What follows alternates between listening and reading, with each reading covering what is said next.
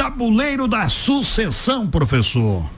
Lula traça estratégia para 2026 e testa nomes como Haddad, Camilo e Boulos. Dos três pode sair um, professor? Os quatro, né? Que a gente não pode esquecer que o Lula tá na jogada também. Também? Né? O fato é o seguinte, Flávio Silva, o Lula tá com quase 80 anos de idade e tem muita gente acreditando que ele pode realmente declinar da condição de ser o candidato natural à reeleição, né? Sim. Claro, ele tá no primeiro mandato, poderia, por lei, ser candidato à reeleição, mas a idade avançada, talvez também os percalços da economia, e o momento não seja um momento para uma candidatura novamente do Lula. E ele tem dito o seguinte, viu, Flávio, para as pessoas muito próximas, né? A gente pôde apurar esse bastidor, essa é uma informação, inclusive, que vai começar a circular muito em breve, a gente está trazendo aqui em primeira mão, que o Lula já começou a pensar em cenários. Primeiro, ele está pensando os locais. Prova disso é o comentário que a gente fez ontem sobre Minas Gerais, que é um dos grandes centros eleitorais do Brasil. E eu costumo dizer que quem ganha em Minas, ganha no país. Então ele foi lá trabalhar o Rodrigo Pacheco para 2026. Mas dos corredores do Palácio Planalto começa a rolar o seguinte buchicho.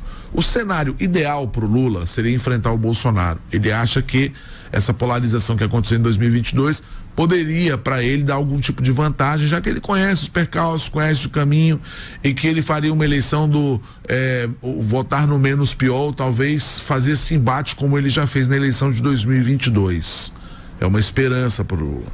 Mas ao mesmo tempo ele tem também imaginado que esse pode não ser o cenário, já que o Bolsonaro está inelegível. E ele considera, por exemplo, que a candidatura dele teria dificuldades para enfrentar outros adversários, o que é verdade. Ou seja, o melhor adversário na cabeça do Lula, para o Lula, seria o Bolsonaro. Assim como o Bolsonaro, o melhor adversário também seria o Lula. Então são situações ali bastante semelhantes nesse sentido, né? Então o que está começando a fazer o Lula, Flávio? Está começando a pensar em cenários. E num cenário, por exemplo, em que o candidato da direita seja o Tarcísio, ele pensa em dois nomes. Pensa no Fernando Haddad, que do ponto de vista da moderação é bem visto, é também bem visto pelo mercado, mas carrega uma derrota significativa na eleição de 2018 e uma derrota mais significativa ainda na eleição de 2016. Então seria um nome que fugiria um pouquinho dessa ideia de polarização mais radical, mas que tem esse problema aí de não ter sido bom de urna. Tem muita gente, inclusive no PT, que acha que falta carisma pro Fernando Haddad. Um plano C, digamos assim, já que o Haddad seria o plano B, esse plano C poderia ser o Camilo Santana, ex-senador, ex-governador do Ceará, atual ministro da Educação. Inclusive, coincidência ou não existe coincidência política, hein? Sim. O Camilo Santana vai começar a viajar ao Brasil e visitar todas as universidades federais como ministro, tentando se aproximar pelo menos aí desse meio acadêmico. Ele é visto como um bom gestor, é alguém respeitado e alguém com bom trânsito também em todos os campos políticos, mas com uma dificuldade, um nome pouco conhecido no cenário nacional. Então, no enfrentamento contra o Tarcísio, tem muita gente achando que esses dois nomes, por serem um pouco mais técnicos, mais moderados e menos ligados à polarização, poderiam ser bons nomes.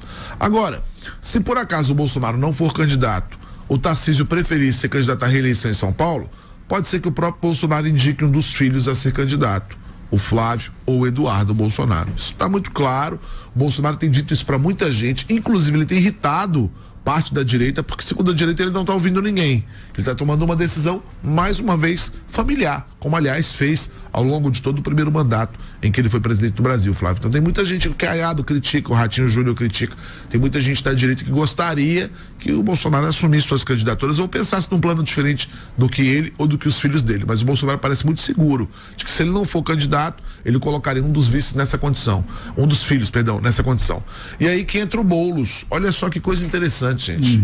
O Lula está sondando o Guilherme Boulos para que ele seja ministro da Secretaria Institucional. O que faz esse ministério, gente? Esse ministério está conectado com os movimentos sociais, com vários dos movimentos sociais brasileiros. Então seria uma espécie de tentar catapultar o Boulos a uma condição de executivo nacional.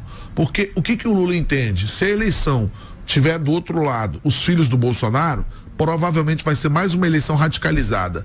E o Lula entende que o Boulos é radical ao ponto também de enfrentar de igual para igual esse cenário dos filhos do Bolsonaro como candidatos. Então o Lula está agindo hoje nessas quatro possibilidades, Flávio.